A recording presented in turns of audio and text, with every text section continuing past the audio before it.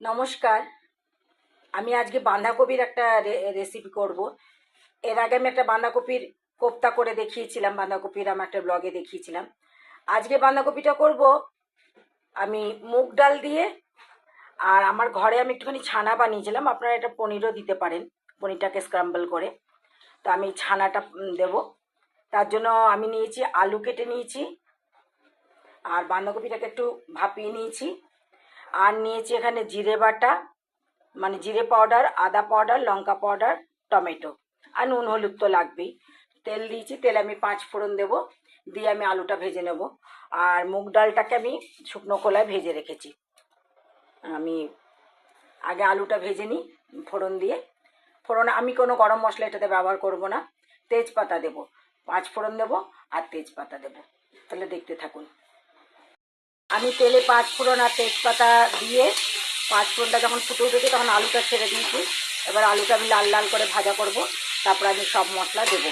আর এই মশলাটা আমি এখন একটু জল দিয়ে গুলে রাখবো। আমি সবসময় বলেছি পাউডার মশলা একটু জল দিয়ে গুলে রাখবেন, গরম জল দিয়ে গুলে রাখলে খুব ভালো হয়। গরম জল দিয়ে গুলে রেখে তারপর আমি দেবো।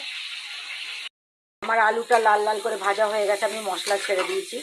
মশলাটা একটু ভাজা ভাজা হলে তারপর আমি টমেটো দেবো, তারপর ওপর নুন দেবো। আমি বাঁধাকপিটা এই জন্যই ভাপিয়ে নিয়েছি যে অসমের বাঁধাকপি তো, সিজনের বাঁধাকপি হলে এটা ভাপানোর দরকার পড়তো না। যেহেতু অসময়ের বাঁধাকপি, সেহেতু আমি এটার মধ্যে এটাকে একটু ভাপিয়ে নিয়েছি।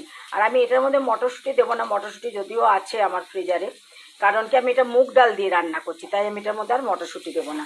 মশলাটা একটুখানি ভাজা ভাজা হয়ে এলে, ভাজা ভাজা হয়ে এসছে আমার মশলাটা, আঁচটা কমিয়ে দিলাম।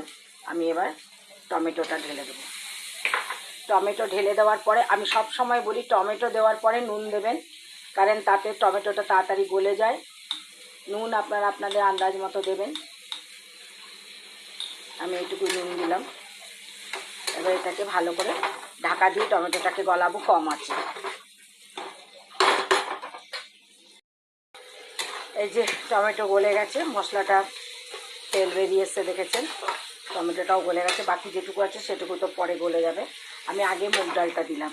মুগ ডালটা আগে এই জন্যই দিলাম যে মুগ ডালটা আমার একটু সেদ্ধ হতে হবে, ওই জন্য মশলার সাথে মুগ ডালটা একটুখানি হোক, তারপর আমি বাঁধাকপিটা ছাড়বো।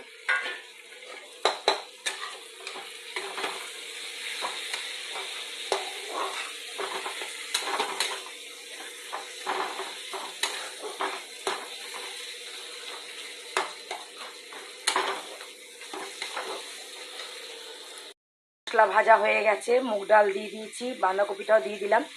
এবার এটাতে আমি এখন জল দেবো না, জল তো দিতে হবে যেহেতু মুগ ডালটা একটু সেদ্ধ করতে হবে, নাহলে আমি জল দিই না। বাঁধাকপি যদি ভাপিয়ে নিই তাহলে আমি জল দিই না। কম আছে আমি এটাকে রান্না করি। তো এটাকে আমি এখন কিছুক্ষণ কম আছে একদম সিমে দিয়ে ঢাকা দিয়ে আমি এটাকে কষাবো।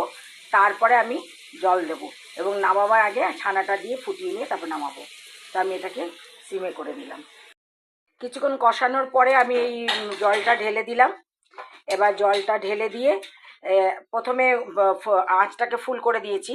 এবার জলটা যখন আবার ফুটে উঠবে তখন মিডিয়াম আঁচে দিয়ে আমি এটাকে ঢাকা দিয়ে এটাকে কষিয়ে কষিয়ে রান্না করবো। বেশি জল দেবো না, আর মুগ ডালটা একেবারে গলাবো না, একটু একটু দানা দানা থাকবে মুগ ডালটা। এই যে আমার তরকারিটা এরকম হয়ে এসছে, আমি পনিরটা মিশিয়ে দিলাম। পনিরটা মিশিয়ে দিয়েছি এবার। আর দেবো আমি একটুখানি, আমার একটু নারকেলের পাউডার আছে, আমি ফ্রিজারে রেখে দিয়েছিলাম তো শক্ত হয়ে গেছে, এটাকে একটু নরম করে নারকেলের পাউডারটা দেবো।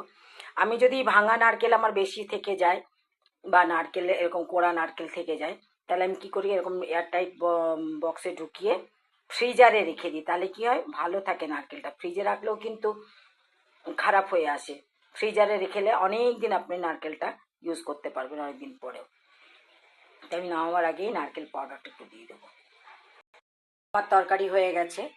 আচ্ছা, আমি বলছি নুন আর ঝালটা আপনারা আপনাদের স্বাদ মতো দেবেন। আমি তো নুন কম দিয়েছি।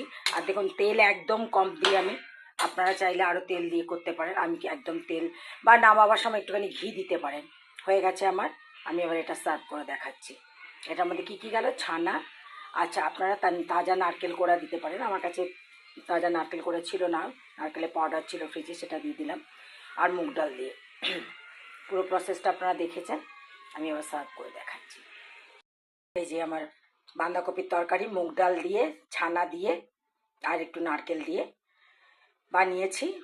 এর মধ্যে জিরে বাটা, আদা বাটা, লঙ্কা আর গেছে নুন হলুদ, আর ফোড়নে 5 ফোড়ন, আলু একটু দিয়েছি, টমেটো, ব্যাস।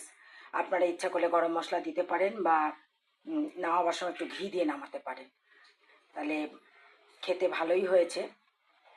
আর বেশ মুগ ডালটা বেশ একদম নরম হয়ে যায়নি, মানে কুটকুটেও নয় আবার নরম, মানে খুব গলে যায়নি।